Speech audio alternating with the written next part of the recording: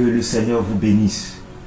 Nous bénissons le nom du Seigneur pour l'occasion qu'il nous donne ce soir de pouvoir encore parler de sa parole, et cela dans le but de fortifier notre foi.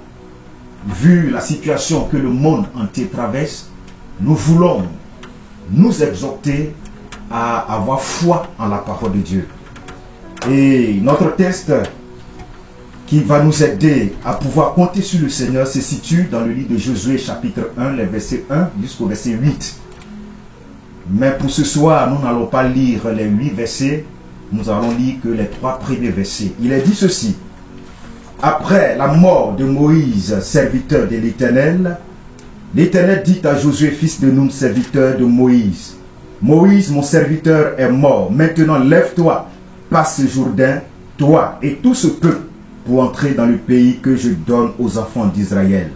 Tout lieu que foulera la plante de votre pied, je vous le donne comme je l'ai dit à Moïse.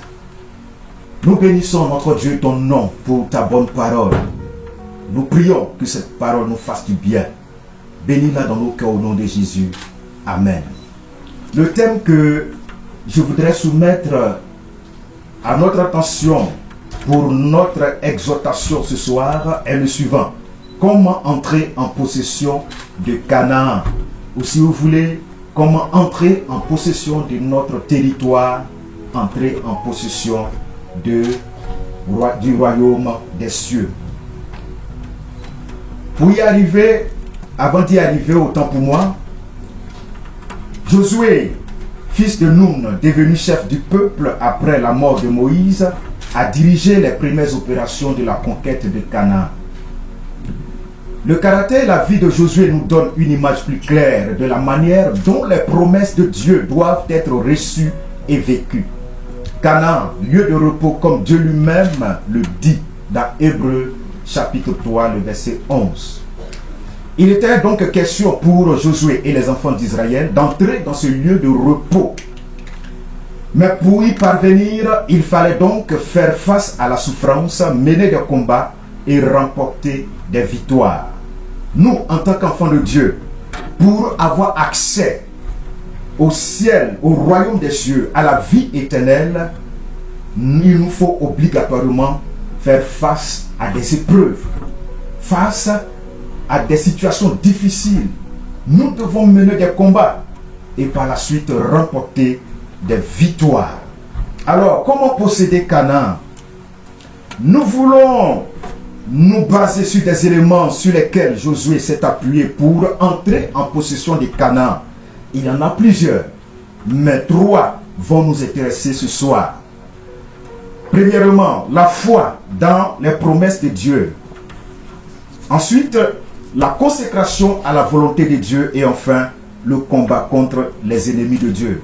Mais pour ce qui va nous intéresser ce soir, c'est la foi dans les promesses de Dieu.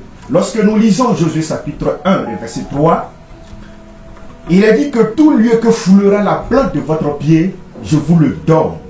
Josué s'est appuyé sur cette parole. Il a puisé son énergie. Il a puisé sa force dans cette promesse, ou si vous voulez, dans cette parole que Dieu a prononcée. Il ne peut avoir aucun progrès véritable sans que la plante du pied de la foi foule les promesses évidentes de sa parole, ou si vous voulez, de la parole de Dieu. En d'autres termes, aucun progrès, aucune évolution, aucun succès ne peut être possible si nous ne plongeons pas notre foi dans les promesses de Dieu. Il nous serait difficile, voire même impossible, de pouvoir hériter le royaume des cieux. Et Hébreux chapitre 11, le verset 6 nous dit ceci, que sans la foi, il est impossible d'être agréable à Dieu. Car il faut que celui qui cherche Dieu doit d'abord croire que Dieu existe et qu'il est le rémunérateur de ceux qui le cherchent. Oui, chers frères, chers sœurs, avoir la foi dans les promesses de Dieu n'exclut pas les difficultés. Avoir la foi dans les promesses de Dieu ne nous éloigne pas des épreuves, ne nous éloigne pas des problèmes. Mais ce que nous devons savoir, Quand il y a des difficultés, quand il y a des problèmes, alors cette foi doit nous permettre de les surmonter et de les vaincre.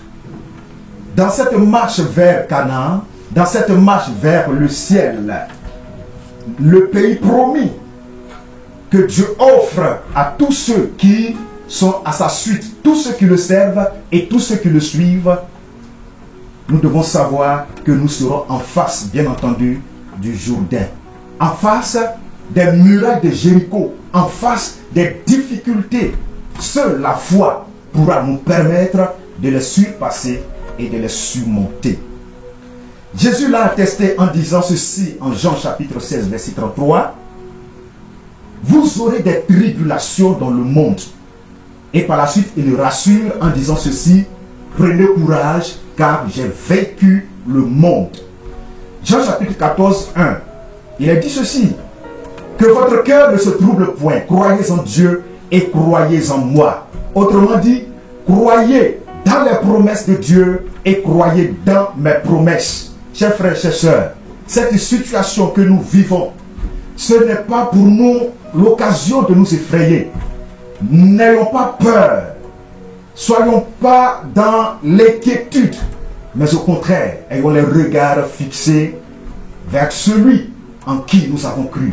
Celui qui est capable de nous délivrer, celui qui est capable de nous sauver, celui qui est capable de nous protéger contre cette pandémie. Jean, en son chapitre 8, le verset 29, Jésus pouvait dire ceci. Celui qui m'a envoyé est avec moi. Il ne m'a pas laissé seul, parce que je fais toujours ce qui lui est agréable. Chers frères et chers sœurs, si nous faisons ce qui plaît à Dieu, si nous faisons ce qui est honorable, ce qui plaît aux yeux de Dieu, si nous plongeons notre foi dans les promesses de Dieu, alors il va sans dire que le Seigneur va nous sauver de cette situation. Le Seigneur va nous délivrer. Le Seigneur va nous garantir la paix que longtemps nous avons recherchée. Il nous aidera à obtenir le royaume des cieux. Il nous aidera à posséder notre Canaan, notre territoire. C'est pour cela, ne craignons pas, mais ayons les yeux rivés sur le Maître, sur le Sauveur qui est le roi de l'univers, celui qui tient toutes choses entre ses mains. Il a dit que vous aurez des tribulations, mais n'ayez pas peur, je suis avec vous. Alors que le Seigneur nous bénisse pour ces quelques paroles et que sa paix soit dans notre cœur. Au nom de Jésus. Amen.